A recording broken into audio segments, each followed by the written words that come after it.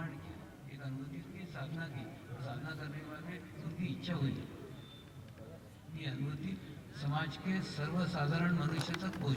वहाँ ना वो एक ऐसी स्थिति में पहुँच गए थे जहाँ से वो समाज में आ ही नहीं सकते थे। इसलिए समाज में नहीं आ सकते थे, उन्होंने सालों तक एक ही स्थान पे रह करके अपना आभा मंडल बना लिया था, अपना ओरा बना लिया था। उस ओरा के बाहर वो निकल ही नहीं सकते थे। और अनुभूति क्या है, अनुभव क्या है, आइए सब मैं आपको बताऊंगा।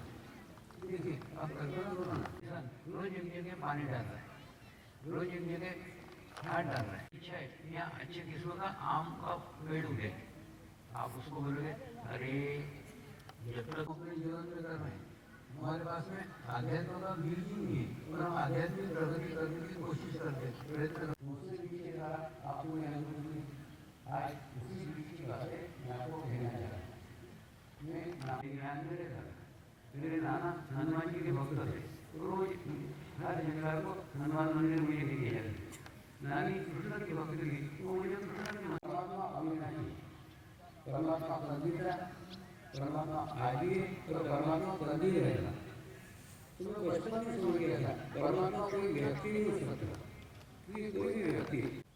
तो धीरे धीरे इन सब बातों का ज्ञान, इन सब बातों का के बच्चे का अनुभव देखो, उसके अपने पूर्व जन्म का सब पता रहता है, सब पता रहता है। इधर का बच्चा अगर पिछले जन्म में पानी में डूब के मारा है ना, तो उसको देखते रहेगा, यानी जबकि उसको इस जन्म में आगे का कोई अनुभव नहीं है, लेकिन पूर्व अनुभव के कारण उसका इफेक्ट उसके ऊपर रहता है। फिर क्या होता है, बड़ा होते हैं वैसे वैसे मैं उपदेश भूलता चला गया, फिर एजुकेशन चालू हो गया। लेकिन अंदर से लगता था अगर किसी विशिष्ट उत्तर में नाव से जा रहे थे और उसके बाद में सारे के सारे लोग डूब करके मर गए। यही प्रश्न आपको पूछती है कि जो लोग मंदिर के दर्शन करने आ रहे हैं उनकी दुर्घटना कैसे होती है, वो कैसे मरते हैं, अगर भगवान है तो भगवान उनको क्यों नहीं बचा था। यही प्रश्न आज से 65 साल पहले मैंने मेरे नानी को पूछे थे और वही प्रश्न आज पूछ रहे हैं, यानी प्रश्न वही के वही है।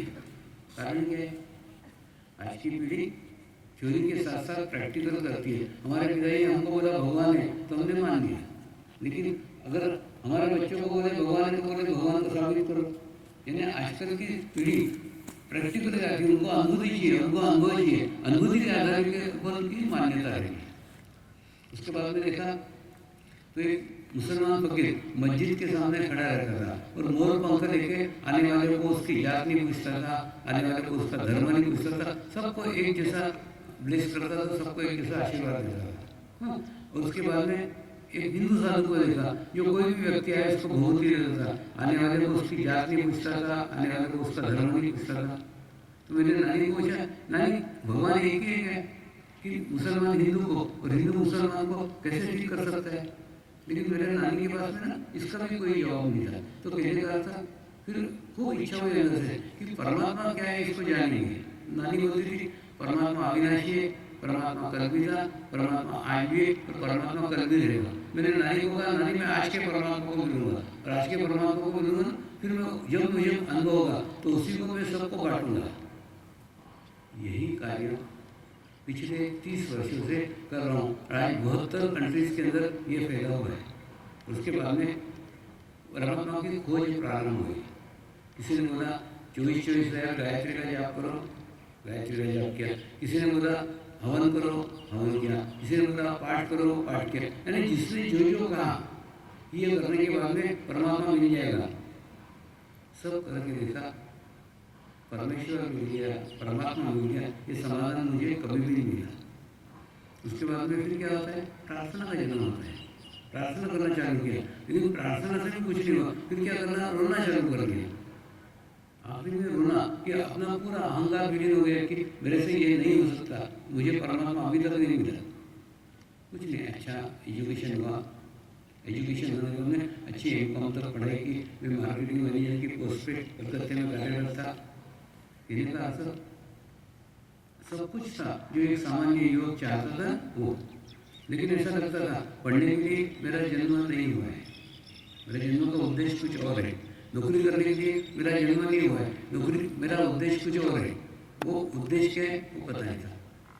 कलकत्ते में वो यूपी के भैया कुछ भजन गाते बैठते थे एक नदी के किनारे, उनके पास जाकर के बैठता था, वहाँ जाकर के नदी के पानी को देखता था और उसके बाद में सोचता था ये पानी का कण कभी न कभी किसी न किसी स्थान पे किसी न किसी क्षण समुद्र में जाके विलीन हो जाएगा, तब इसका अस्तित्व नदी नहीं होगा, वो वहाँ पे जाके समुद्र कहलाएगा। तो मेरे जीवन में ऐसा कब क्षण आएगा जब जाकर के मैं समुद्र हो जाऊँगा, मेरा अस्तित्व शून्य हो जाएगा। ऐसी तीव्र इच्छा जब अपने अंदर होती है तो अपने जीवन में आगे का मार्ग खुलता है, आगे का रास्ता खुलता है, होता है ना। जैसे कहता बच्चा मेरे में गुम हो जाए, अब उसको बिस्किट दो, चॉकलेट दो, आइसक्रीम दो, वो माँ माँ माँ करते रहेगा। बिल्कुल ठीक है। यानी जीवन में सब कुछ मिल जाने के बाद में भी कहीं ना कहीं एक अधूरापन, एक असमाधान जीवन में लगता था और खोज चलती थी। बाद में देखा तो मैं मेरे ही मार्केटिंग के काम से कानपुर आया हुआ था। कानपुर में एक कंचन होटल है, उस होटल में रुका हुआ था। उस समय 4-5 दिन बैंक की स्ट्राइक थी।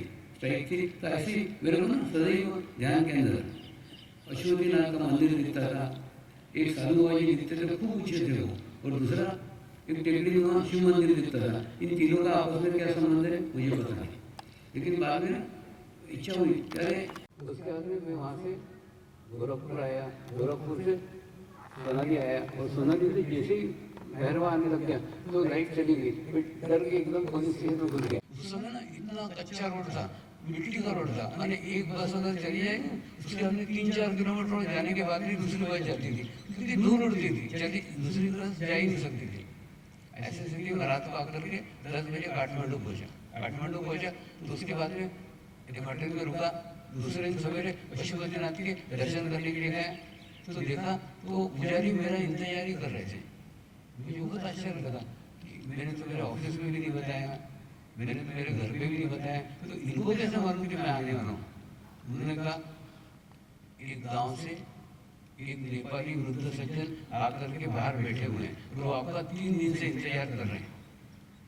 मेरे को सब एकदम रहस्यमय लगने गया, कौन सा गाँव और कौन से बाबा जी, कौन नेपाली वृद्ध, कुछ भी नहीं, लेकिन मेरा दिल वो रुद्राभिषेक में नहीं लगा। मैं जाके उनको मिला तो उन्होंने कहा मैं शिबू नाम के गाँव से आया हूँ, और उसके बाद में हमारे गाँव में पीछे की ओर पहाड़ पे एक गुफा है, उस गुफा में एक बाबा रहते हैं, उन बाबा का क्या नाम है हमको पता नहीं, लेकिन हम उनको शिव का अवतार समझते हैं, हम उनको शिव बाबा बोलते हैं। तो वो जो प्रकट हुए थे ना, तब वहाँ पे उत्सव का अवतार हो जाता है हमारे गाँव में, तो उन्होंने आपको लेने के लिए मुझे भेजा है। सारा वातावरण रहस्यमय लगने लग गया, कौन सा शिव गाँव, कौन से शिव बाबा, और उसके बाद में लेकिन ना उनके शब्दों में इतनी शक्ति रहती थी कि मैं उनके साथ हो लिया। उसके बाद में हमने बस से प्रवास किया, पैदल प्रवास किया, और पैदल प्रवास करके फिर जाकर के उनके गांव में पहुँचे। और गांव में पहुँचने के बाद में उन्होंने ये एक मंदिर में रुका दिया, बाहर एक शिव मंदिर था उसमें रुकाया। दूसरे दिन सवेरे पीछे लेकर के उस पहाड़ी पे गए, वो ऊपर लेके गए, और ऊपर ले आने के बाद में एक पत्थर पे बैठा दिया, यहाँ पे बैठो, यहाँ पे वो आएंगे।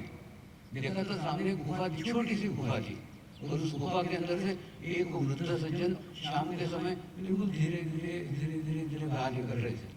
तो जैसे ही मेरे पास में आया ना, एकदम मुझे याद आया ये वही है जो मेरे ध्यान में बार बार आते।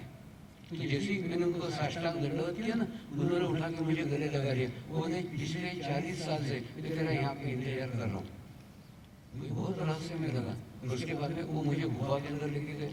दूसरे दिन मेरे ऊपर पानी छिटा और सर के ऊपर हाथ रखा। जैसे सर के ऊपर हाथ रखा ना, तो पूरा एक विद्युत करंट से पूरे बॉडी में फैल गया। उसके बाद में 3 दिन से समाधि रख गई।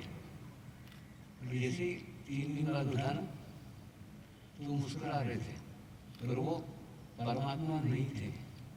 मेरे शरीर के 2 हाथ के 2 पैर के मनुष्य थे, लेकिन मैंने उन्हीं को परमात्मा मान लिया। क्यों? क्योंकि उस दिन जाना कि परमात्मा यानी विश्व चेतना शक्ति, पूरे विश्व में फैली विश्व चेतना शक्ति यानी परमात्मा। लेकिन उस विश्व चेतना शक्ति ने मुझ तक पहुँचने के लिए जो माध्यम अपनाया, वो माध्यम ही मेरे लिए परमात्मा हो गया। ये कैसा हो गया मैं आपको बताता हूँ। जैसे समझ लो आपके पोखरा में खूब दूर से पाइपलाइन नहीं जा रही है, वो नदी की पाइपलाइन वहाँ पे 20 फीट की है। वहाँ आप हाथ लगाओगे ठंडा ठंडा लगेगा, कान लगाओगे पानी जा रहा है ऐसा सुनाएगा। बाद में वो पाइपलाइन 20 फीट की, 10 फीट की, 5 फीट की, 2 फीट की, 1 फीट की होगी। लेकिन अनुभव है ये एक मिनट के इसको भी हाथ लगाओगे ठंडा ठंडा लगेगा, कान लगाओगे तो पानी जा रहा है गिरेगा, पानी पीने को नहीं मिलेगा। पानी पीने को कहाँ मिलेगा? जो आपके घर में छोटी सी टेप है ना, छोटा सा नल है, उसमें पानी पीने को मिलेगा। तो आपके काम के वो 20 फीट के काम के पाइप नहीं है, 10 फीट के काम के नहीं, आपका काम का छोटा सा नल है। बिल्कुल ठीक है, सही होगी विश्व चेतना, विश्व में फैली हुई होगा परमात्मा, लेकिन मेरे क्या काम होगा? मेरे को तो वो जिस माध्यम से मिला उस माध्यम पे पूरी एकाग्रता कर दी और उसके बाद में उन्हीं को समर्पित होकर उन्हीं को परमात्मा मान करके जीवन में सारी आध्यात्मिक प्रगति की है। और उन्होंने अंतर्मुखी रह करके जो 40 साल साधना की थी, तो साधना 3 दिन के अंदर मुझे सौंप दी और सौंपने के बाद में मेरी परमात्मा की खोज खत्म हो गई। यहाँ भर की लाखों आत्माएं जुड़ी हुई है, लाखों आत्माओं के साथ ये आत्मा जुड़ी हुई है, आपको अनुभव होगा। तो कहने का अर्थ गुरु साक्षात परब्रह्म क्यों कहते हैं? इसका अनुभव है। और दूसरा ये जो अनुभव मेरे को है, ये जो अनुभूति मेरे को चाहिए, ये आपको भी आती है। कैसे आती है? अभी थोड़ा अनुभव करके आपको बताता हूँ, उदाहरण से समझाता हूँ। मैंने किताब तो जीवन में कुछ पढ़ी नहीं, जो कुछ है ना मेरा अनुभव अनुभव अनुभव। आप एक प्रसिद्ध मंदिर में जाते हैं, हाँ, कुछ देवता के दर्शन होते हैं। जब दर्शन होते हैं तो कुछ मिनट नहीं, कुछ सेकंड आपके दर्शन होते हैं। तो पुजारी बोलता है आगे खसको, आगे खसको, आगे खसको, और आपको आगे खसका डालने के बाद में ये संकल्प किया। संकल्प बहुत महत्वपूर्ण है। ये संकल्प किया कि जो भी व्यक्ति इस मूर्ति का दर्शन करेगा ना, उसको वो अंतर्मुखी हो जाए। तो जैसे ही आप उस मूर्ति का दर्शन करते हैं, आप अंतर्मुखी हो जाते हैं। और अंतर्मुखी होने के बाद में परमात्मा बाहर नहीं है, परमेश्वर आपके भीतर है, परमात्मा आपके अंदर है, और आपके अंदर के परमात्मा के आपको अनुभव हो जाता है। ये घटना कैसी है? ये घटना ठीक ऐसी है कि जैसे आप मिरर के अंदर, आईने के अंदर आपका चेहरा देखते हैं ना, तो आईने में आपको चेहरा नजर आता है कि चेहरा बिराए के दिखता है। ठीक ऐसे ही मूर्ति ने आईने का काम किया। जैसे आप मूर्ति के सामने गए, आप अंतर्मुखी हो गए, और अंतर्मुखी होने के बाद आपको आपका अंदर के परमात्मा मिल गया। यानी परमात्मा देखने की चीज नहीं है, देखते हम आँख से, मूर्ति देखना माध्यम है, लेकिन फिर पहुँचते हैं अंदर तक। तो शरीर एक माध्यम है, जिस माध्यम से हम अनुभूति को ग्रहण करते हैं, लेकिन परमात्मा एक अनुभूति है। उस अनुभूति के आधार पे हम परमात्मा का अनुभव कर सकते हैं। हुआ ना, अभी कोरोना काल आया था तो मंदिर मस्जिद गुरुद्वारे सब बंद है, लेकिन साधकों को कुछ फर्क नहीं पड़ा। साधकों